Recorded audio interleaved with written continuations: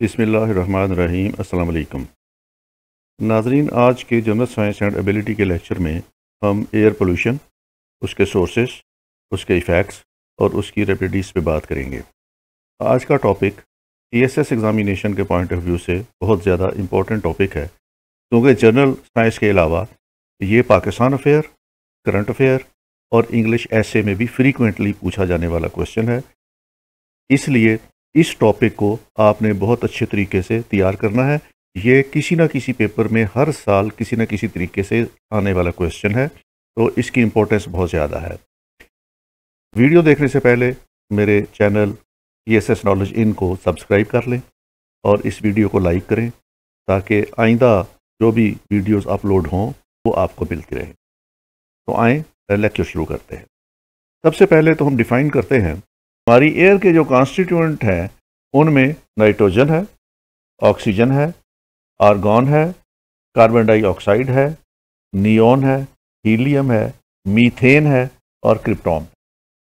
ये एक ख़ास तनासब से कुदरत ने हमारी फ़ज़ा में रखे हुए हैं।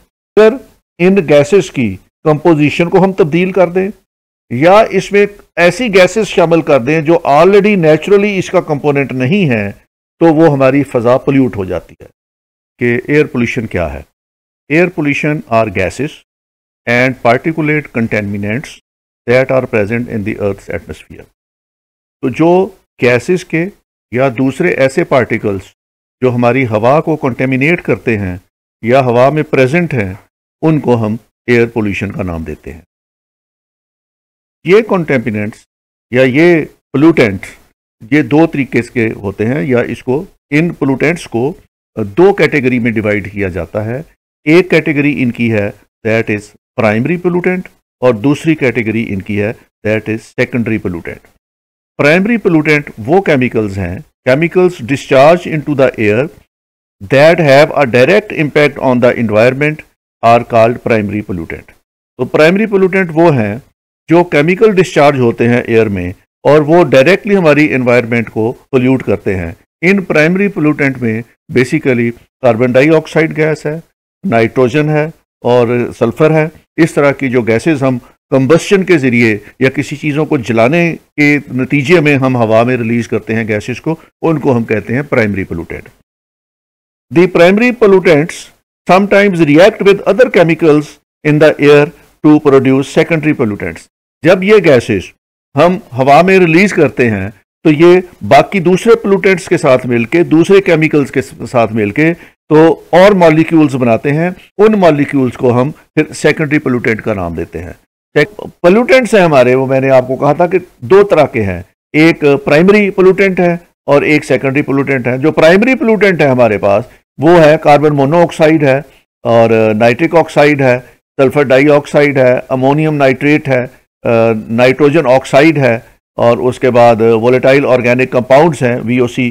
और ये इसकी जो रीजंस हैं वो आपका ये टाउन्स एंड होम्स की तरफ से आता है, ये व्हीकल्स एंड एग्जॉस्ट की तरफ से आता है, ये इंडस्ट्री और फैक्ट्रीज की तरफ से आता है, एग्रीकल्चर सोर्स से आता है और ये नेचुरल सोर्स से वोल्केनिक और वाइल्ड फायर की तरफ से आता है। तो ये हमारे पास प्राइमरी पोल्यूटेंट्स हैं।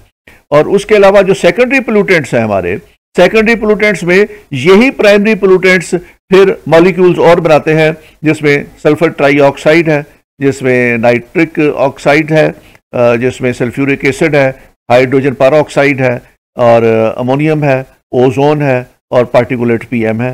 तो ये जितने भी हैं हमारे पास ये सेकेंडरी सोर्स ऑफ पोल्यूटेंट है। तो इस तरीके से सोर्स जो है प्राइमरी पोल्यूटेंट और secondary pollutant. Air pollution is typically separated into two categories. तो इसकी दो कैटेगरीज में जो पोल्यूटेंट्स हैं इनको दो कैटेगरी में डिवाइड किया जाता है। पहला पोल्यूटेंट है जिसको हम आउटडोर एयर पोल्यूशन कहते हैं और दूसरी को इनडोर एयर पोल्यूशन कहते हैं। कुछ चीज़ें ऐसी हैं जो आउटडोर हैं और वो हमारे एयर को पोल्यूट करती हैं, और कुछ चीज़ें ऐसी हैं जो इंडोर हैं और हमारे एयर को पोल्यूट करती हैं। तो आउटडोर पोल्यूशन जो है वो involves exposure that take place outside the built environment. तो ये ओपन एयर में जो एक्टिविटी होती है उसकी वजह से जो एयर पोल्यूशन होती है उसको हम आउटडोर पोल्यूशन कहते हैं। Example include fine particles produced by the burning of coal, noxious gases such as sulfur dioxide, nitrogen oxide and carbon monoxide ground level ozone. तो ये जो हमारी आउटडोर पोल्यूशन एक्टिविटीज़ है उसमें हमारे यहाँ जो कोल की बर्निंग है और कोल की बर्निंग के बाद जो हमारे पास नॉक्शियस गैसेस प्रोड्यूस होती हैं जिनमें सल्फर डाइऑक्साइड है, नाइट्रोजन ऑक्साइड है और कार्बन मोनोऑक्साइड है या ग्राउंड लेवल ओजोन है, ये उसके नतीजे में आउटडोर पोल्यूशन के नतीजे में ये गैसेस जो हैं ये हम रिलीज करते हैं इन द एयर। इसके बाद indoor pollution involves exposure to the particulates, carbon oxides and other pollutants carried by indoor air or dust.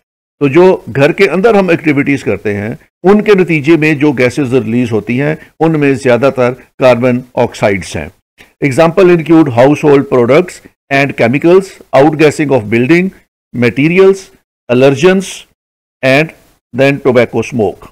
तो ये चीज़ें जो है ये हम घर के अंदर जो हमारी होती हैं एक्टिविटीज़ उनकी वजह से ये एयर पोल्यूशन होता है, जिसमें ज़्यादातर एलर्जेंस जो हैं वो हैं, और एलर्जेंस वो चीज़ें हैं जो हमारे एनिमल्स जो हैं वो रिलीज़ करते हैं और या हमारे मोल्ड पोलन्स जो हैं उनकी वजह से आती हैं, तो इसको इनडोर एलर्जेंस का नाम दिया गया है। अगर सोर्सेज देखा जाए एयर पोल्यूशन के तो सोर्सेज को भी डिफरेंट कैटेगरीज में डिवाइड किया गया है।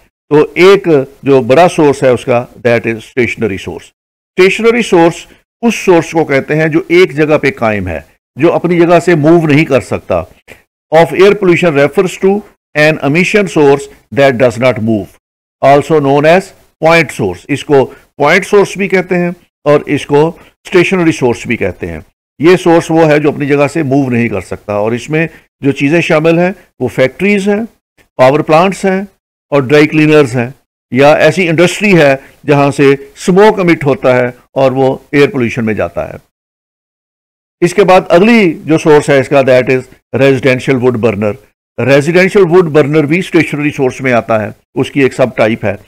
Are good examples of small source. ये स्मॉल सोर्स भी है और ये स्टेशनरी सोर्स भी है, क्योंकि घरों के अंदर जो हम वुड बर्निंग करते हैं तो वो हमारे एयर को पोल्यूट करता है।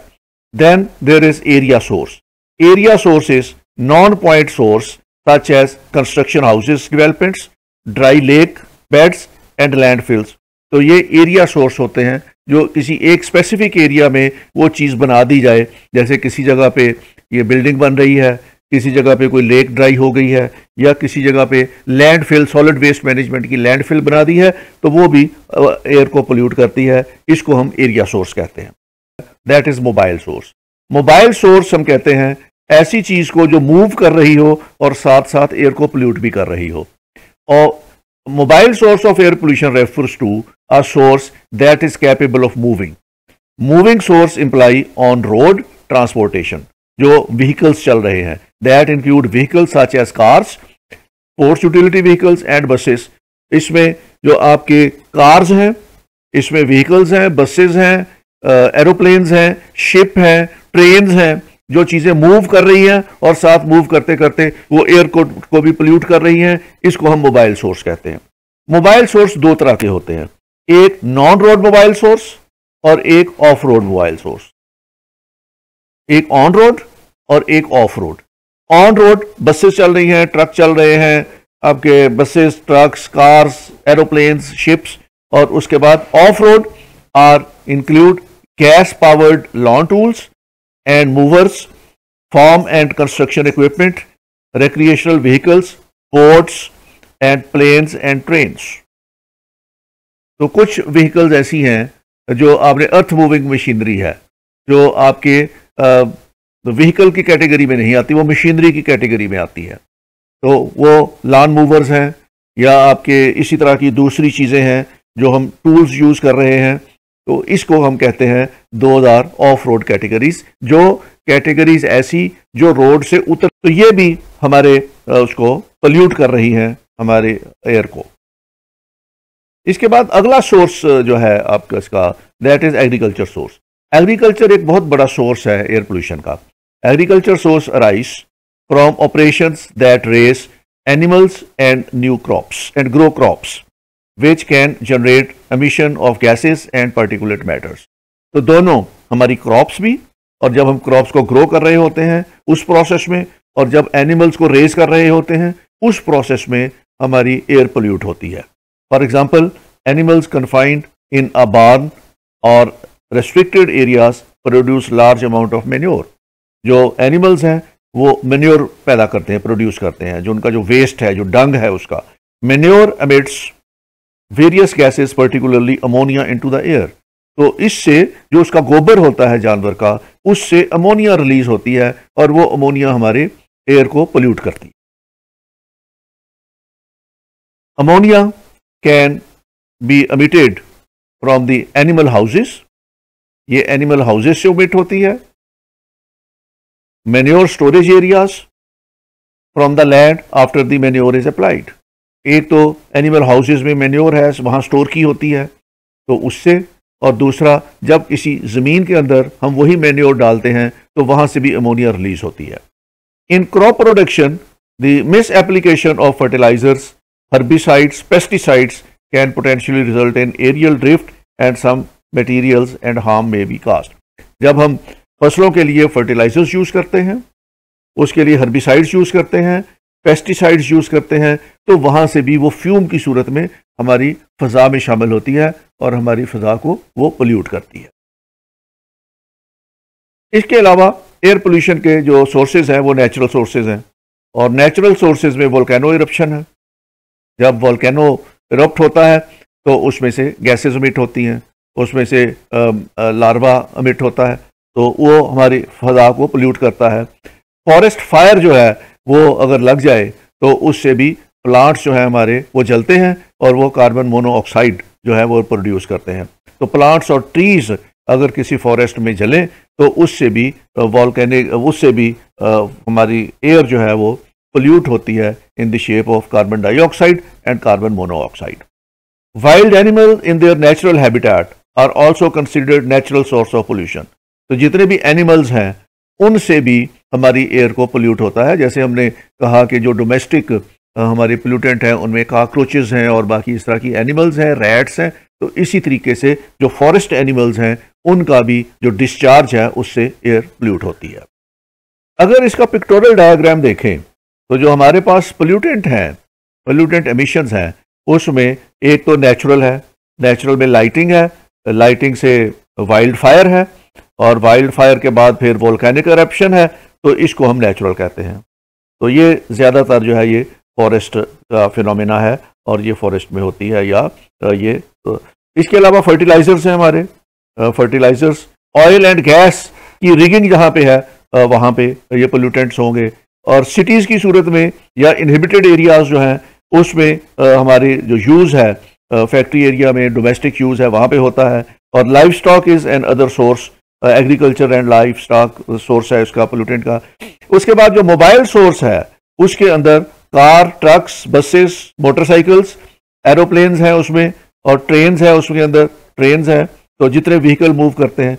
जो स्टेशनरी सोर्स है उसका, उसमें इंडस्ट्री है, पावर प्लांट्स है जहाँ पे बिजली बनती है, सीवेज ट्रीटमेंट है जहाँ पे हमारा एफ्लूटेंट्स जाते हैं और वहाँ पे उसको हम एफ्लूटेंट्स को ट्रीटमेंट करके तो डिस्चार्ज जो है वो किसी रिवर में या किसी और जगह पे डिस्चार्ज करते हैं, और उसका जो स्लज होता है तो वो हमारे लिए पोल्यूशन का बायस बनता है। तो ये जो पोल्यूटेंट्स हैं उसका एमिशन इस तरीके से होता है। अब इन पोल्यूटेंट्स को 6 कैटेगरी में डिवाइड किया गया है, और इस कैटेगरी में जो चीज़ें हैं वो हैं particulate matter, ground level ozone, carbon monoxide, sulphur oxide, nitrogen oxide और लेड। तो ये 6 कॉमनली नॉन एयर पोल्यूटेंट्स हैं जिनके बारे में हम अगली स्लाइड्स के ऊपर बात करेंगे। सबसे पहले ground level ozone is not emitted directly into the air, but it's created by chemical reaction between oxides of nitrogen and volatile organic compound. Emission from industrial facilities and electric utilities, motor vehicle exhaust, gasoline vapor and chemical solvent are some of the major sources of nitrogen oxide and VOC या volatile organic compound। तो ज़्यादातर ये जो ground level ozone है या ये emission है basically जो मोटर व्हीकल्स हैं उनमें से, गैसोलीन वेपर में से या केमिकल सॉल्वेंट में से। तो ये नाइट्रोजन ऑक्साइड्स या इसको कहते हैं नाइट्रोजन ऑक्साइड, या ये वोलेटाइल ऑर्गेनिक कंपाउंड्स रिलीज करते हैं एयर के अंदर, तो इसको हम कहते हैं ग्राउंड लेवल ओजोन।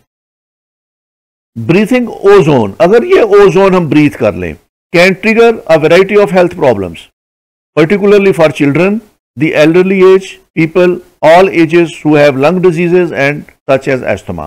तो जब ये ग्राउंड लेवल ओजोन है, जो नाइट्रोजन ऑक्साइड है, ये अगर हम इनहेल कर लें तो इससे लंग डिजीज हो सकती है, और जिन लोगों को पहले से एस्थमा है उनके लिए ये ज्यादा प्रॉब्लमेटिक हो सकती है।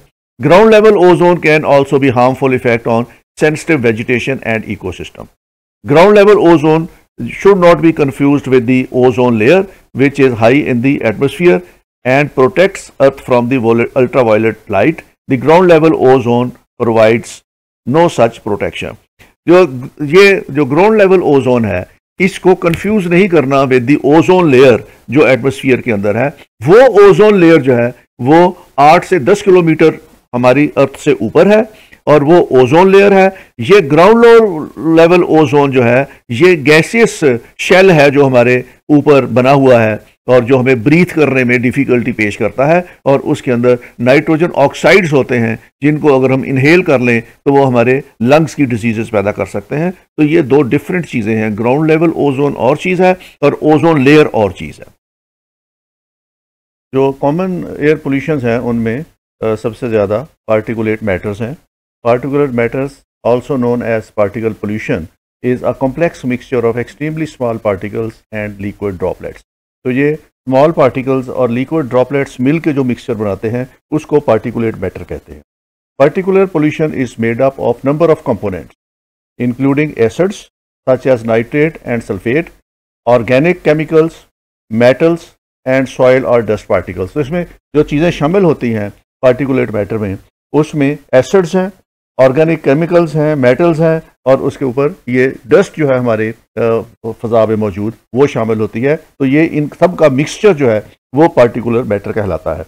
The size of particles is directly linked to their potential for causing health problems. और जितने ये पार्टिकल्स जो हैं उनका साइज छोटा या बड़ा होगा, उसकी डायरेक्ट बेयरिंग होगी कि वो किस हद तक इंसानी सेहत के लिए नुकसानदेह होते हैं।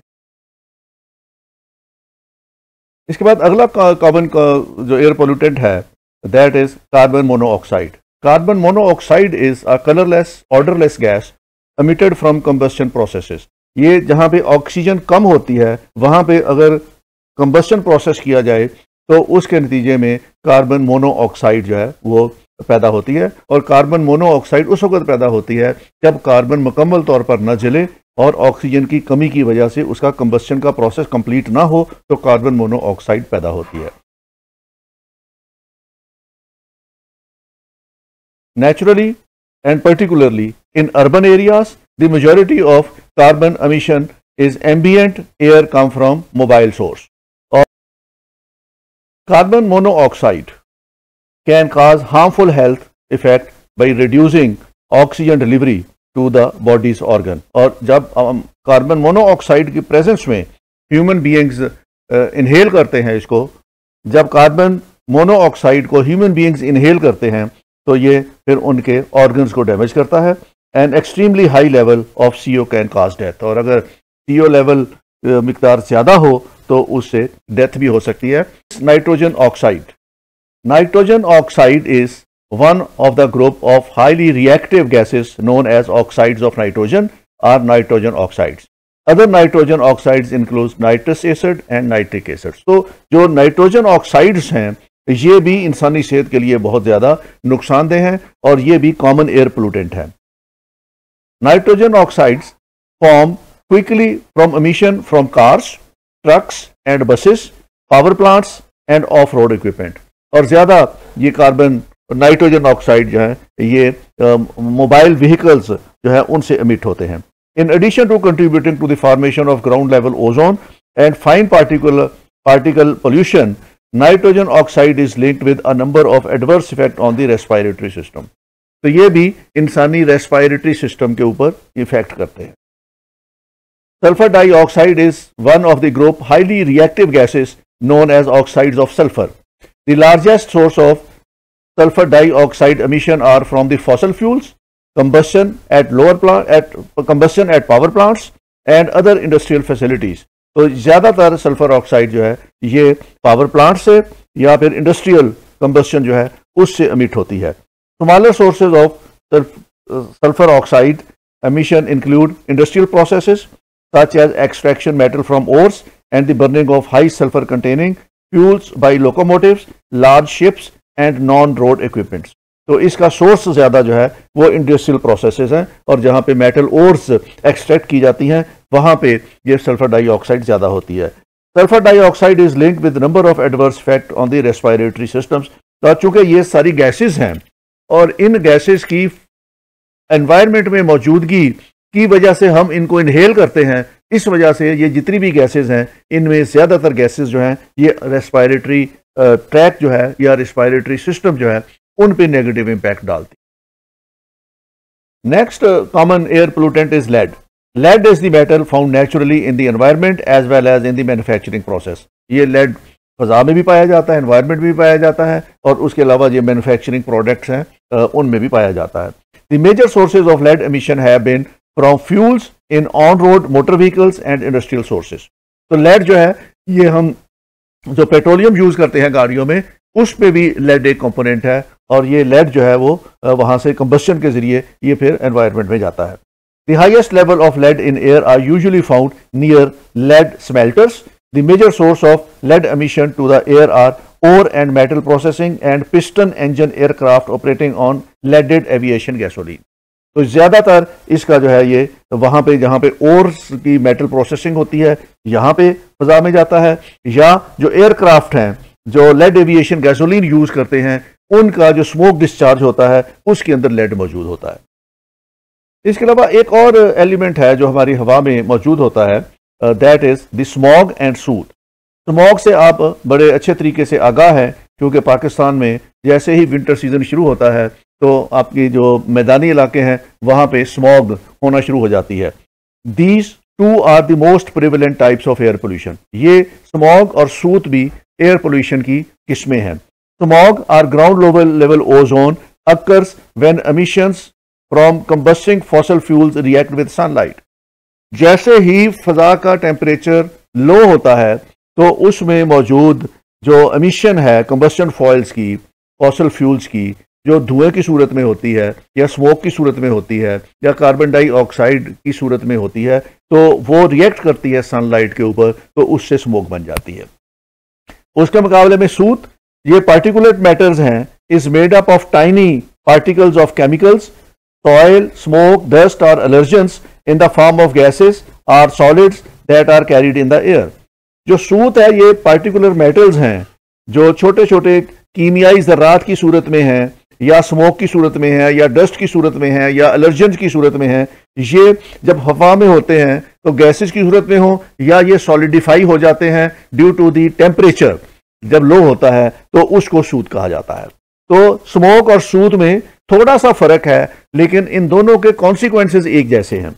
स्मॉग जो है ये फॉसल फ्यूल्स के कंबस्शन की वजह से, सनलाइट के रिएक्शन की वजह से बनती है, जबकि सूट जो है ये पार्टिकुलर मेटल्स हैं जिसके अंदर केमिकल मौजूद है, डस्ट मौजूद है, एलर्जेंस मौजूद है और स्मोक मौजूद है, और ये टेम्परेचर लो होने की वजह से ये या गैस की सूरत में मिलेगा या सॉलिडिफाई हो जाएगा, तो इसको सूट कहते हैं.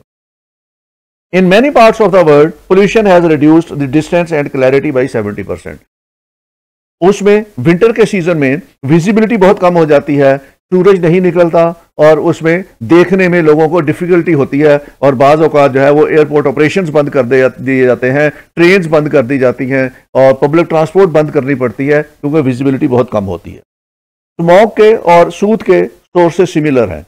Both come from the cars and truck factories, power plants, incinerators, engines, anything that combusts fossil fuels such as coal, gas and natural gases. तो ज्यादातर जो इम्पैक्ट है इसका स्मोक का और सूत का, उसके पीछे कंबस्शन का प्रोसेस है, फॉसल फ्यूल्स के जलाने का प्रोसेस है, कोल, गैस और जो केरोसिन है या जो पेट्रोलियम है उसको जलाने का इसके पीछे जो है सारे इसकी वजह से होती हैं. द टाइनिएस्ट एयरबोर्न पार्टिकुलर इज सूत. सूत छोटे छोटे जो पार्टिकुलर हैं गैस के अंदर एयरबोर्न, उनको कहते हैं, whether they are in the form of gas or solid, ये गैस भी हो सकते हैं, सॉलिड भी हो सकते हैं, are specially dangerous because they can penetrate the lungs and blood stream and worsen bronchitis, lead to heart attacks and even hasten death. जो सबसे ज़्यादा जो डिफ़िकल्ट चीज़ है वो ये है कि सूत जो है वो इसके पार्टिकुलर्स इतने छोटे होते हैं कि ये जब इनहेल करते हैं तो ये हमारे लंग्स तक पेनिट्रेट कर जाते हैं और लंग से फिर हमारी ब्लड स्ट्रीम के अंदर शामिल हो जाते हैं। उसकी वजह से ब्रोंकाइटिस होता है, हार्ट अटैक होता है और इस हार्ट अटैक के नतीजे में डेथ भी वाक़ई हो सकती है। तो ये soot is very dangerous for the human health. Smoke can irritate eyes and throat and also damage the lungs, specially people who work or exercise outside. अगर जो लोग खुले आम काम करते हैं, लेबर का काम करते हैं, खेतों में काम करते हैं, तो स्मॉग उनको ज़्यादा नुकसान देती है। इसीलिए जो लोग ओपन एयर में एक्सरसाइज करते हैं, इस सीज़न में जब स्मॉग होती है तो उनके ज़्यादा चांसेस होते हैं बीमार होने के। जो सीनियर सिटीजन्स हैं, जिनको ख़ास तौर पर जो एस्थमा का अटैक है या इस तरह की सिचुएशन है, उनको भी ज़्यादा इफेक्ट करती है। It's even worse for people who have asthma and allergies. जिन लोगों को एस्थमा है या एलर्जीज है उनको ज्यादा इफेक्ट करती है। These extra pollutants only intensify there symptoms and can trigger asthma attack. तो इसकी वजह से एस्थमा अटैक भी हो सकता है। तो smog is very dangerous for the human health. अब थोड़ा सा मैं ग्रीन हाउस गैसेज के बारे में भी आपको बता दूं। By trapping the earth's heat in the atmosphere, greenhouse gases lead to warmer temperature and all the hallmark of the climate change, rising sea level, more extreme weather, heat related deaths and increasing transmission of infectious diseases. जो gases trap हो जाती हैं burning combustion के जरिए में, जो carbon dioxide और दूसरी गैसेस जो हैं वो प्रोड्यूस होती हैं, तो उसकी वजह से ग्रीन हाउस इफेक्ट आता है। इसमें अर्थ का टेम्परेचर जो है वो ट्रैप हो जाता है और वो एटमोस्फियर के अंदर या वो स्पेस के अंदर रेडिएट नहीं होता, तो इसलिए ज़मीन का टेम्परेचर बढ़ जाता है।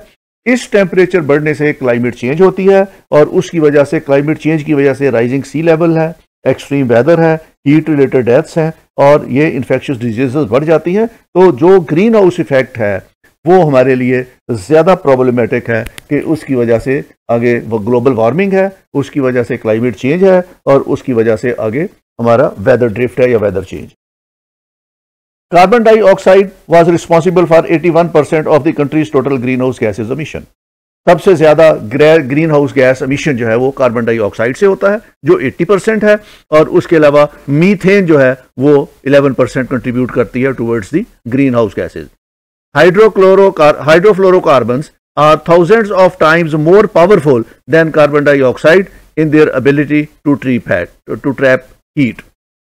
तो हाइड्रोफ्लोरोकार्बन्स भी 1000 टाइम्स ज्यादा लीथल है बनिस्बत कार्बन डाइऑक्साइड से, जिसकी वजह से गैस जो है वो ट्रैप हो जाती है और उसकी वजह से ग्लोबल वार्मिंग होती है। एक और टर्म हम यूज करते हैं इसमें, that is called chlorofluorocarbons. Chlorofluorocarbons are non toxic, non flammable chemical containing atoms of carbon, chlorine, fluorine produced as volatile derivatives of methane, ethane and propane. Chlorofluorocarbons वो gases हैं जो मीथेन, ईथेन और propane की वजह से बनती हैं और इसमें कार्बन, क्लोरीन और फ्लोरीन या इसके प्रोडक्ट्स या इसके डेरिवेटिव शामिल होते हैं। They are used in the manufacturing of aerosol sprays, blowing agents for foams and packing material, as solvent and as refrigerants. तो ये क्लोरोफ्लोरोकार्बन्स जो है वो बहुत ज्यादा चीजों की मैन्युफैक्चरिंग में इस्तेमाल होती हैं। ये एरोसोल स्प्रेज की सूरत में इस्तेमाल होती हैं और ये फोम्स में सूरत होती हैं, पैकिंग मटेरियल के लिए जो फोम बनाया जाता है उसमें इस्तेमाल होती हैं, सॉल्वेंट के तौर पर इस्तेमाल होती हैं और ये रेफ्रिजरेटर्स में गैस के तौर पर इस्तेमाल होती हैं। तो ये क्लोरोफ्लोरोकार्बन्स जब हमारी फजा में शामिल होती हैं तो ये भी हमारे लिए एक बैड इम्पैक्ट क्रिएट करती हैं। इसके अलावा अगला जो हमारा एयर पोल्यूशन होती है, that is because of the pollen and mould. Mould and allergens from trees, weeds and grass are also carried in the air। तो ये जो पोलन है और जो मोल्ड हैं ये भी फजा में शामिल होते हैं और इनके फजा में शामिल होने की वजह से भी एयर पोल्यूशन होता है। and these are excreted by climate change and can be hazards to health। और ये भी इंसानी सेहत के लिए बहुत ज्यादा नुकसानदेह होते हैं। they are not regulated by the government and are less directly connected to human actions, but they can be considered air pollution. तो ये इंसानी जो एक्शंस हैं या इंसानी ह्यूमन एक्शंस की वजह से नहीं होते, ये बेसिकली वो खुदरो पौधे हैं जिनकी वजह से ये पोलन्स बनते हैं और फ़ज़ा में शामिल हो जाते हैं, और फ़ज़ा में शामिल होने के बाद ये फ़ज़ा को पोल्यूट करते हैं, और उस फ़ज़ा में ह्यूमन बीइंग्स जब सांस लेते हैं तो ये उनके लंग्स में चले जाते हैं और जाके फिर लंग्स में डिजीज़ का बायस बनते हैं. When homes, schools or businesses get water damage, mold can grow and can produce allergens, airborne pollutants. और जहां पे ज्यादा नमी हो वहां पे मोल्ड क्रिएट हो जाते हैं, मोल्ड वहां पे बन जाते हैं और ये ग्रो कर जाते हैं, और ये ग्रो करके फिर ये एलर्जेंस पैदा करते हैं जो हवा में चले जाते हैं और वो एलर्जेंस हवा को पोल्यूट कर देते हैं. Mould exposure can participate asthma attack on an allergic response, and some molds can even produce toxins that would be dangerous for anybody to inhale. और इनमें से माज मोल्ड ऐसे होते हैं जो एस्थमा क्रिएट करते हैं, ये सांस की बीमारियां क्रिएट करते हैं, और बाज इतने खतरनाक होते हैं कि अगर उनको सांस के जरिए इनहेल कर लिया जाए तो वो ह्यूमन बीइंग्स के लिए डेंजरस हो सकते हैं. तो पोलन और मोल्ड जो है वे पोल्यूटेंट हैं जो हमारी एयर को पोल्यूट करते हैं. अब जो हमारे यहाँ कार्बन डाइऑक्साइड का एमिशन है, क्लोरोफ्लोरोकार्बन्स का एमिशन है, हाइड्रोफ्लोरोकार्बन्स का एमिशन है, उसकी वजह से जो डायरेक्ट बीयरिंग है that is on ozone. Ozone जो है वो डिप्लीट हो रही है. Ozone depletion is gradual thinning of earth ozone layer in the upper atmosphere caused by the release of chemical compounds containing gaseous chlorine, bromine from industry and other human activities.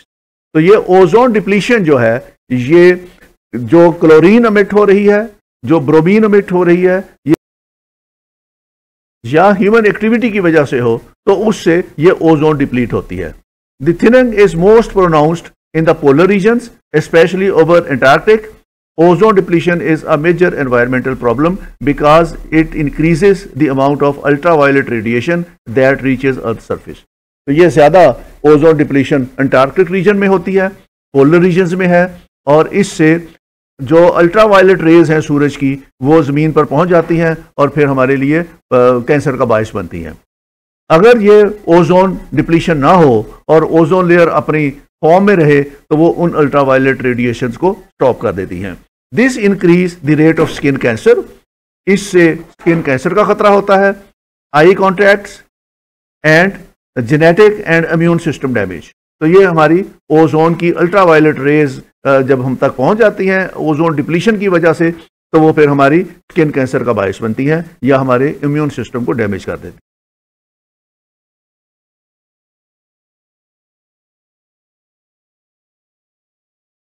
Ozone depletion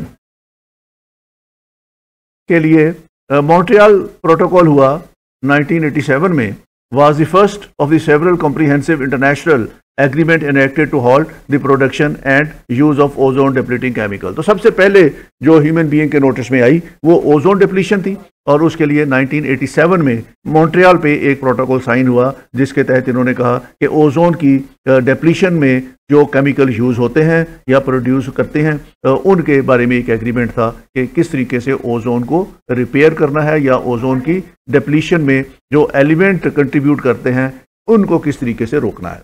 फिर जो global warming हुई या ये जो fossil fuels की combustion हुई, उसके नतीजे में जो ग्लोबल वार्मिंग हुई या क्लाइमेट चेंज हुई या उसके नतीजे में जो ह्यूमन के लिए रिस्की हुआ, तो उसकी रोकथाम के लिए फिर मुसलसल एक एक्शन किया गया यूनाइटेड नेशन के अंडर, और उसमें सबसे पहले रियो डी जेनेरियो कॉन्फ्रेंस हुई 1992 में.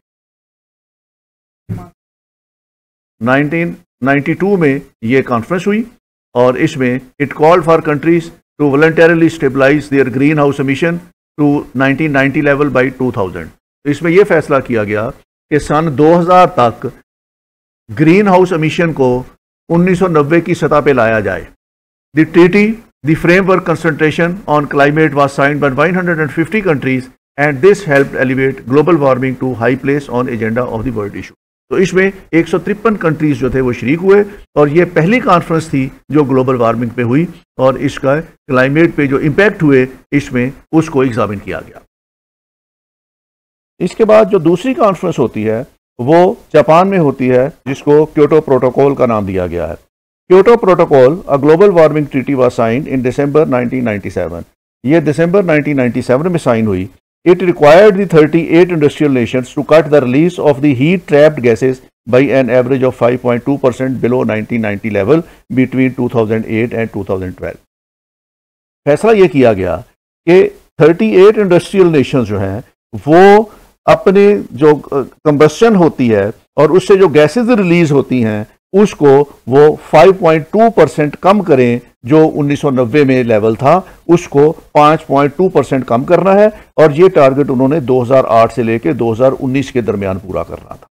ये 97 में उनको ये टारगेट दिया गया कि आपने अपनी गैस एमिशन 5.2% कम करनी है 1990 के मुकाबले में और ये टास्क 2008 से लेकर 2012 के दरमियान मुकम्मल करना है। A total of 141 countries ratified it as April 2006, including Japan and most European nations। तो इसको 141 कंट्री ने इस एग्रीमेंट को रेटिफाई किया। According to the terms of the agreement, EU countries are expected to reduce their emission by 8%, Japan by 5%। तो इसमें हर मुल्क के लिए उन्होंने अलग-अलग से टारगेट मुकर्रर किए। यूरोप के लिए जो टारगेट मुकर्रर किया गया यूरोपियन यूनियन के लिए वो ये था कि उन्होंने गैस एमिशन 8% तक कम करनी है और जापान को कहा गया कि उन्होंने 5% तक कम करनी है। तो इसी तरीके से उन्होंने क्योटो प्रोटोकॉल में हर कंट्री को एक टास्क दे दिया कि आपने अपनी गैस एमिशन कितनी कम करनी। बाद अगली कॉन्फ्रेंस जो हुई वो कोपेनहेगन अकॉर्ड था। In December 2009 the major international summit on global warming was held in Copenhagen with 193 nations attending. The Copenhagen accord set the goal of keeping temperature below 2 degree centigrade above pre-industrial level and keeping carbon dioxide level below 450 parts per million। तो Copenhagen conference में जो target दिया गया वो ये था कि जो टेम्परेचर है ग्लोबल टेम्परेचर वो 2 degree Celsius pre industrial state से कम रखना है और जो कार्बन डाइऑक्साइड का लेवल है एनवायरनमेंट के अंदर उसको 450 पार्ट्स पर मिलीनियम यानी 0.045 जो है उसको इस तक कंटेन करना है। Paris Agreement is an agreement within the United Nations Framework Convention on Climate Change dealing with greenhouse emission, mitigation, adaptation and finance signed in 2016। 2016 में ये पेरिस एग्रीमेंट साइन हुआ जिसमें ग्रीन हाउस एमिशन को कम करना, उसके बारे में अडॉप्टेशन अख्तियार करना कि उसमें कमी लाई जाए और उसके बारे में था potentially reduce the risk and impact of climate change। और दूसरा इन्होंने ये फैसला किया इसमें कि इसको टेम्परेचर को कम करना है ताकि उसका जो बैड इम्पैक्ट है, रिस्क है क्लाइमेट चेंज के ऊपर, उसको कम किया जाए। और ये टेम्परेचर को जो कम करना था वो प्री इंडस्ट्रियल लेवल से 2 डिग्री और इसमें दूसरी एफर्ट ये करनी थी कि इस इंक्रीज को लिमिट कर दिया जाए 1.5 डिग्री तक।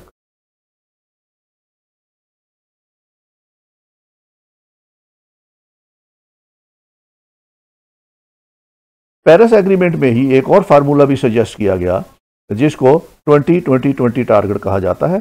इसमें ये 3 चीज़ें थी जिनको 20% तक रिड्यूस करना था।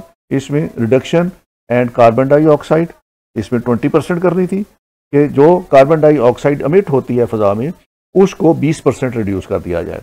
दूसरा, increase of renewable energy market share to 20%। तो जितनी रीन्यूएबल एनर्जी है इस वक्त मार्केट में और उसका शेयर 20% इंक्रीज कर दिया जाए। और तीसरा, 20% इंक्रीज इन एनर्जी एफिशिएंसी कि ऐसी इक्विपमेंट बनाई जाए जो कम बिजली इस्तेमाल करके चल सकती हो और उससे 20% जो एनर्जी की एफिशिएंसी है वो हासिल की जाए। तो इसको 20-20 फार्मूला कहा जाता है ताकि ये तीनों फील्ड जो हैं इसमें 20% रिडक्शन की जाए। The Paris deal is the world's first comprehensive climate agreement. ये सबसे बड़ा क्लाइमेट एग्रीमेंट है जो इन्होंने साइन किया है।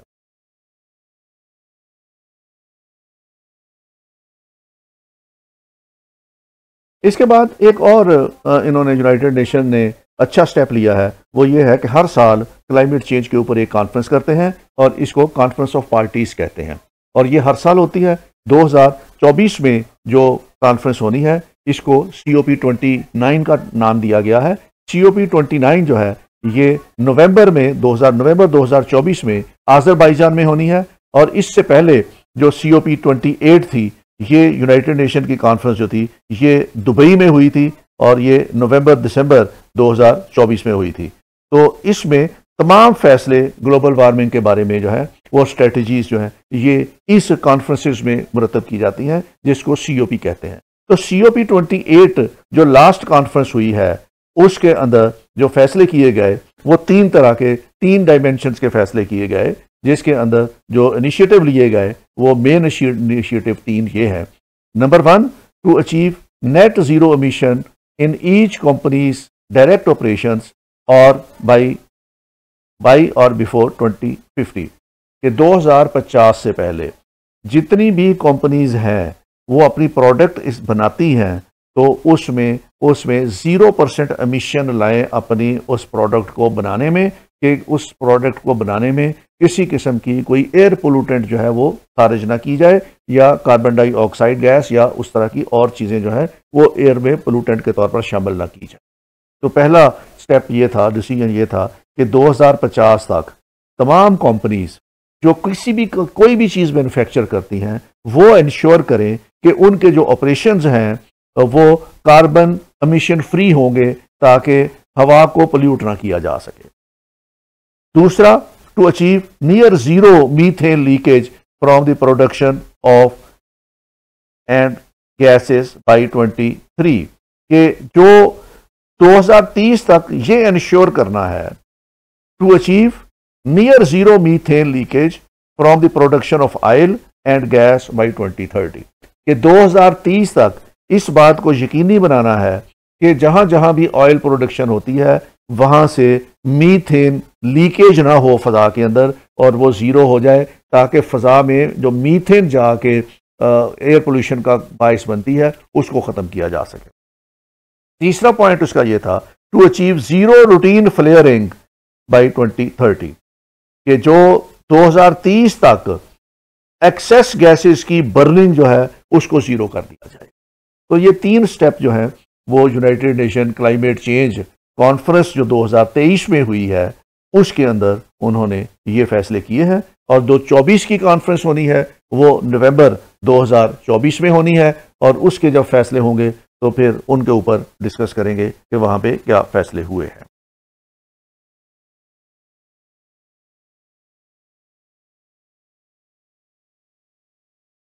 अब ये जो ग्लोबल वार्मिंग है या कार्बन एमिशन है या एयर पोल्यूशन है उसका सोल्यूशन क्या है, उसको कैसे रोका जा सकता है। सबसे पहले तो ये है कि जो ये COPs हैं या जो एग्रीमेंट हुए हैं इन पे अमल किया जाए और कार्बन के एमिशन को कम किया जाए और गैसेस के एमिशन को कम किया जाए, और इसके अलावा जो स्टेप्स लिए जा सकते हैं एयर पोल्यूशन से बचने के लिए वो है एक तो switching over to the renewable energy को स्विच ओवर किया जाए ताकि फॉसिल फ्यूल्स यूज ना करने पड़े, कंबस्शन का प्रोसेस इस्तेमाल ना करना पड़े। ये तमाम एयर पोल्यूशन जो है ये मोस्टली कंबस्शन के प्रोसेस से होती है, तो अगर रीन्यूएबल एनर्जी पे चले जाएंगे तो इससे छुटकारा मिल जाएगा।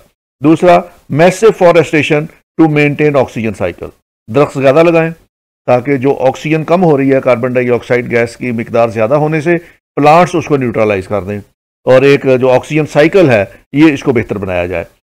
Introducing technological interventions to reduce carbon emission, तो जो इंडस्ट्रीज हैं वहाँ पे टेक्नोलॉजिकल इंटरवेंशंस की जाएं और जिसमें जिग जैग टेक्नोलॉजी यूज़ होती है, और ख़ास तौर पे ये जो ईंटों के भट्टे हैं या जो फॉसल फ्यूल्स के ऊपर चलने वाले पावर जनरेशन हाउसेस हैं वहाँ पे अगर जिग जैग टेक्नोलॉजी इस्तेमाल कर ली जाए तो उससे एयर पोल्यूशन में कमी लाई जा सकती है। Using hybrid vehicles to reduce green house gas effect, ज़्यादातर जो प्रॉब्लम होता है वो गाड़ियाँ चलाने से होता है और नाइट्रोजन ऑक्साइड वहाँ से निकलती है, लेड वहाँ से निकलता है, तो ऐसी गाड़ियाँ इस्तेमाल की जाएं जो फॉसल फ्यूल यूज़ नहीं करती, वो हाइब्रिड व्हीकल्स हैं, अगर उनको यूज़ कर लें तो उससे ये फ़ज़ा हमारी जो है उसमें पोल्यूशन नहीं होगा। Inculcating awareness among the farmers and scientific disposal of the crop residue and using of the organic manure. तो हमने कहा था कि एग्रीकल्चर सेक्टर का रोल है इसके अंदर और मैन्योर का रोल है इसके अंदर, तो उसमें एक अवेयरनेस क्रिएट की जानी चाहिए एग्रीकल्चरिस्ट के अंदर कि उन्होंने अपने क्रॉप रेजिड्यूज़ को किस तरीके से यूज़ करना है, फर्टिलाइजर्स कैसे यूज़ करने हैं, उसमें पेस्टिसाइड्स कैसे यूज़ करनी है और जो ऑर्गेनिक मैन्योर है उनका उसको किस तरीके से इस्तेमाल करना है। अगर ये फार्मर्स को अवेयरनेस दे दी जाए तो वहाँ से मीथेन जो है उसका फ़ज़ा में शामिल होना, उसकी मिकदार को कम किया जा सकता है।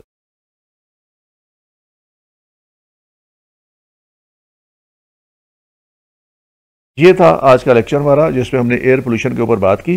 तो कल इंशाल्लाह हम अगला अपना लेक्चर लेंगे जिसमें हम वाटर पोल्यूशन के ऊपर बात करेंगे। Thank you very much, take care, खुदा हाफिज़।